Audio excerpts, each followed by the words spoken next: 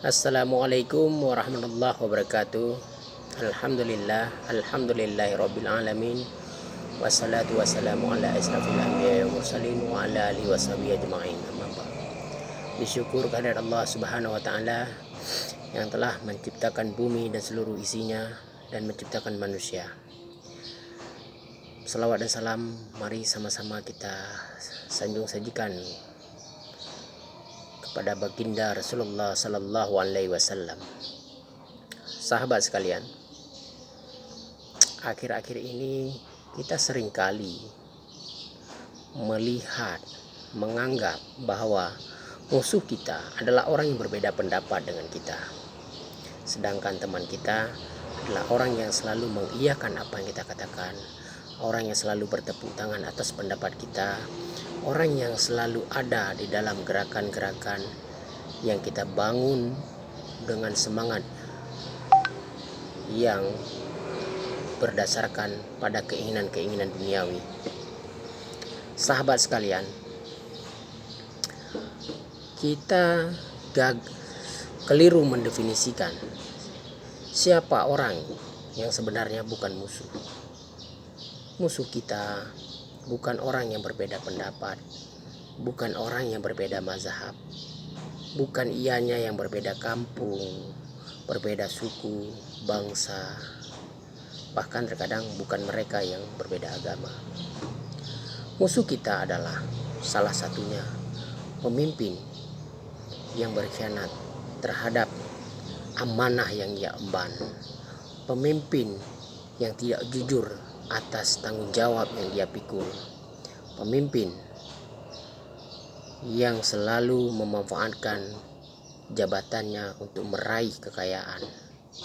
Siapa pemimpin itu? Siapapun dia yang mendapatkan amanah untuk memimpin, baik itu seorang suami, kecik gampung, hingga presiden sekalipun.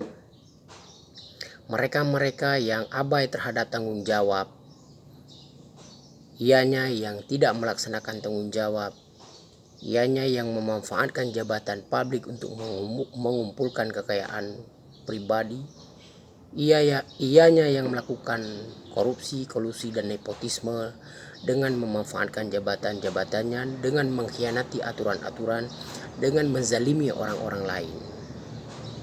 Merekalah sejatinya musuh kita.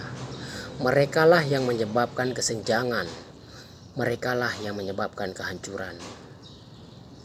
Merekalah yang menyebabkan ketidakadilan. Itulah musuh kita yang sebenarnya. Para pemimpin yang tidak amanah bisa melahirkan perang.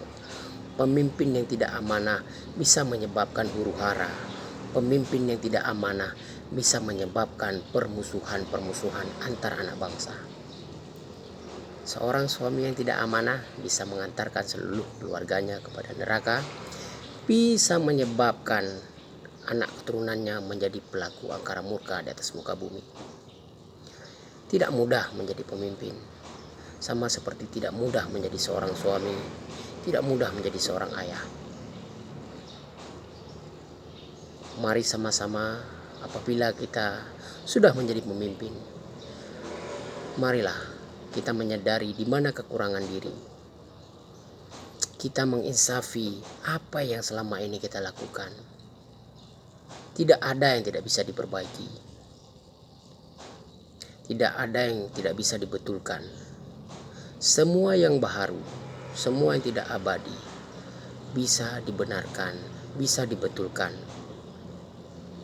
Sahabat sekalian, mari mulai hari ini, jangan lagi melihat orang yang berbeda dengan kita itu adalah musuh. Mereka adalah yang berbeda, berarti memiliki pendapat yang tidak sama. Musuh kita bukan mereka. Kita tidak bisa menghakimi nilai yang dianut oleh seseorang. Kita tidak bisa menghakimi ideologi yang dipercayai oleh seseorang. Karena manusia itu berbeda dan memiliki pilihan-pilihan yang berbeda pula. Benar atau salah terhadap pilihan orang lain atas pendapat orang lain itu relatif. Tapi Pemimpin yang tidak amanah itu adalah penjahat yang bisa diukur kejahatannya. Akhirul kalam, assalamualaikum warahmatullahi wabarakatuh.